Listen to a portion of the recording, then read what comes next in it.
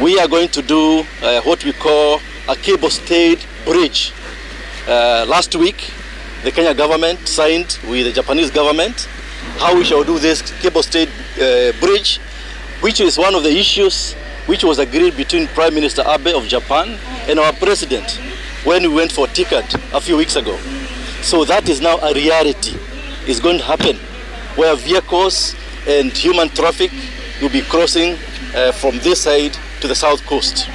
Secondly, we are doing what we call a cable car with the private sector. We have a company from Austria. We have provided them with land through Kenya National Highways, to do a cable-stayed car here, which will be ferrying about 320,000 Kenyans, every day. With that, we believe that the ferries will not be required in the future. But before we do those investments, we are still investing in the ferries. For example, there's additional ferry which is coming in January 2020. And then the plan for Kenya Ferry Services is to also bring additional 3 ferries in the next 3 to 5 years.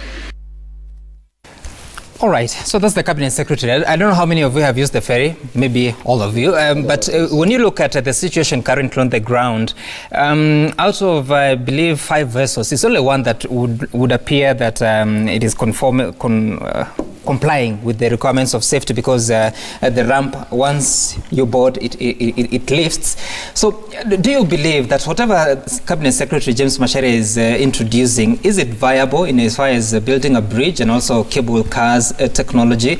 Are they viable to secure the lives and property? Yes, they are very viable in the sense that by the end of the day, we have a problem.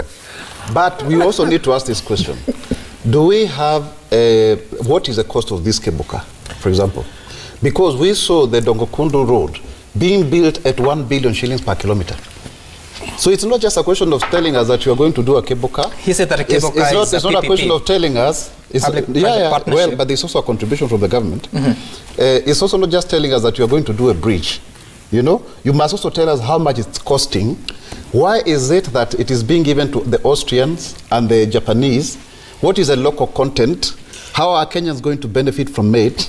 Is it just a question of getting debt? Because we must also be evaluating these contracts that look very nice. I do not want to buy the idea that just because you mention foreign names, that is enough to give a justification of the projects, because that's what we have done before. Number 2, just quickly before I give my colleague Chris Wamalwa, is that we as leaders, we must now be looking at long-term solutions. We must not be having knee-jerk reactions, firefighting strategies, only when there's disasters.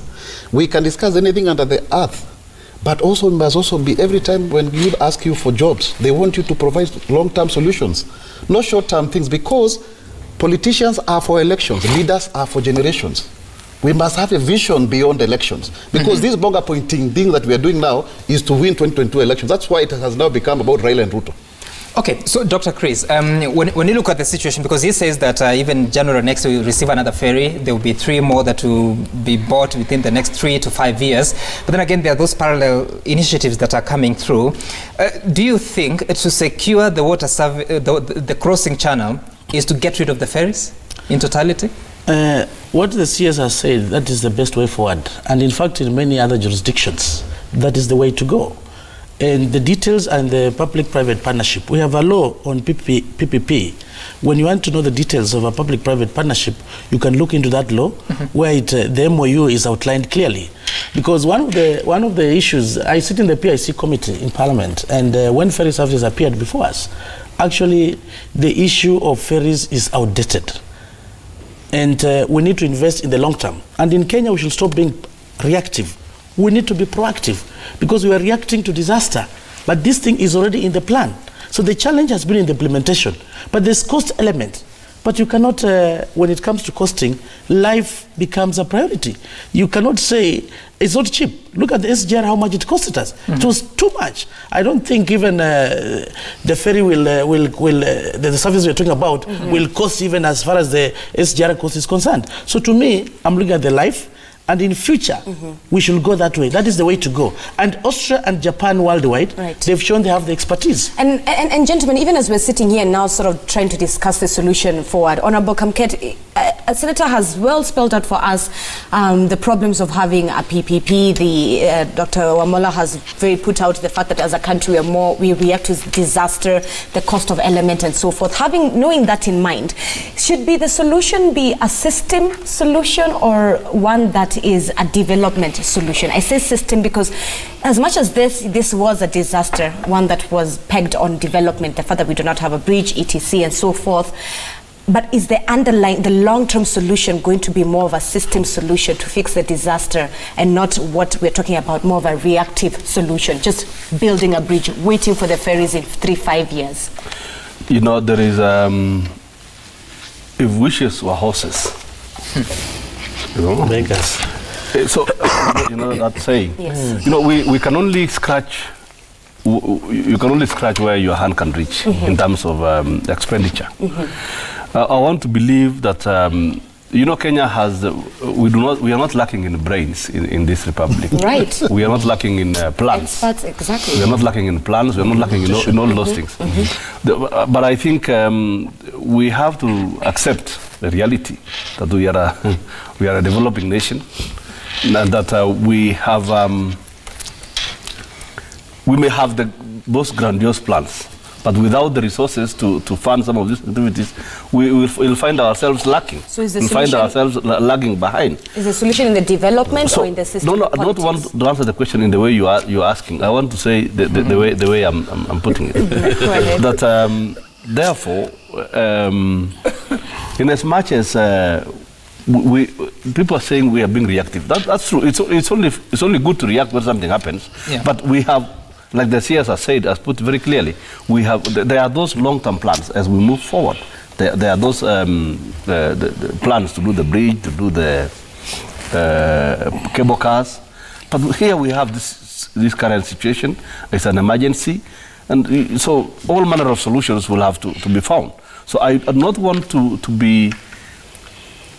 paint the picture of despair in my view.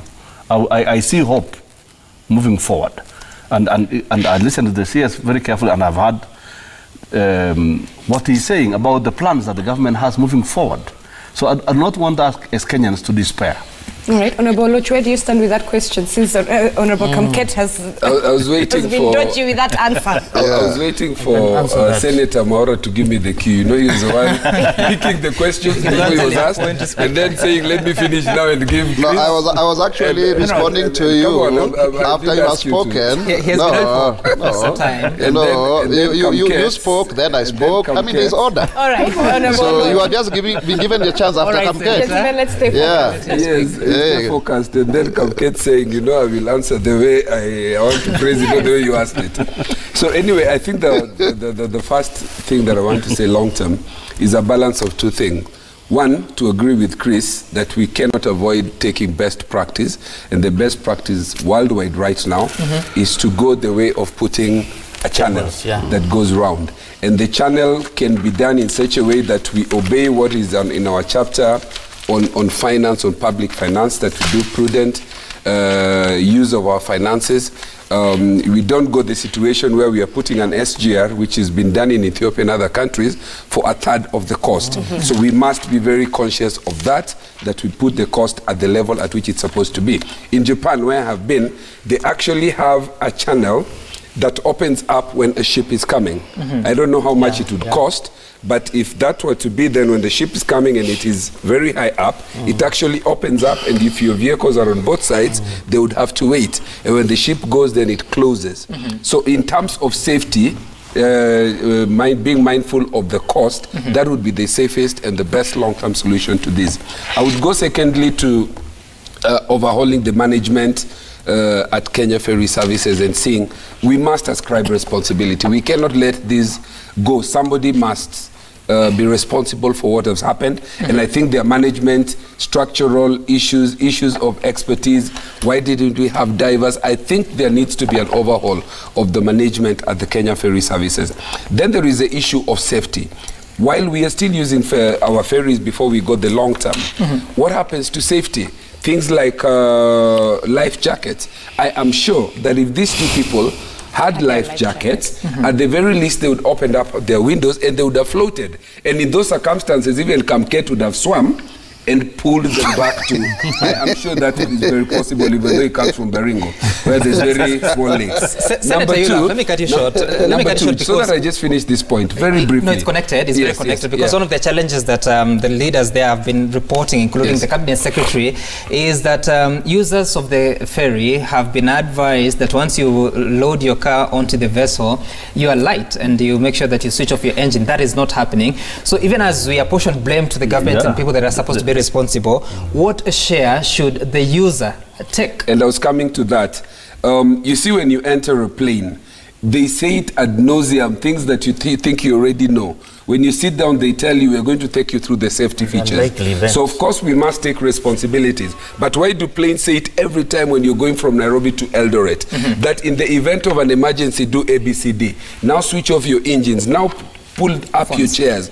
Those are things in terms of safety and procedures that when you enter a ferry, they must tell you, you must now switch off your engine, please get off your car, get your life jacket. In the event of an emergency, this and this is what you need to do. So I think there are things routinely that Kenya Ferry Services must not take for granted. It appears to them as if it's from point A to point B until somebody dies. We must do it until people get bored of it so that we are able to save lives.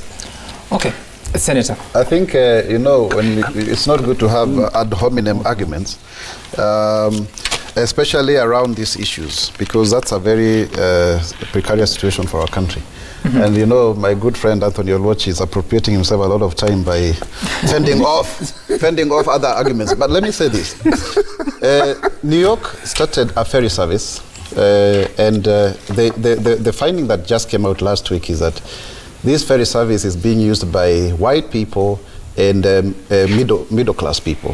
The other people just use the bridge or the underground tunnel. And I think even a tunnel would have been a better solution, in my opinion. Under the sea, if you look at the sea floor, because many jurisdictions, if you go even to Geneva, other places, you will find them there. And even just to add on to the issue of the bridge that opens up, if you look at the London Bridge, that's what it does. It opens up and then closes according to the ship. So all of these solutions are elsewhere. The only problem we have, and I think Kenyans need to listen to me, there's something called development corruption. Ronald Reagan talked about it. Every time you see such a disaster happening, it justifies people spending money, huge colossal amounts of money that are not justiciable. And that is where the problem is, Nzizi. Because by the end of the day, when you hear about PPPs, one of the things that we were talking about is that when you do a PPP, there should be zero contribution from the government because it should be able to repay itself. If you look at many jurisdictions, they have not gone the cable car way. Why? If you look at the Emirates cable car in London, it's the only one. Very expensive. Very, very expensive. If this traffic of 320,000, is it able to pay back? Or is it somebody who is trying to get some money through local content ownership and what have you?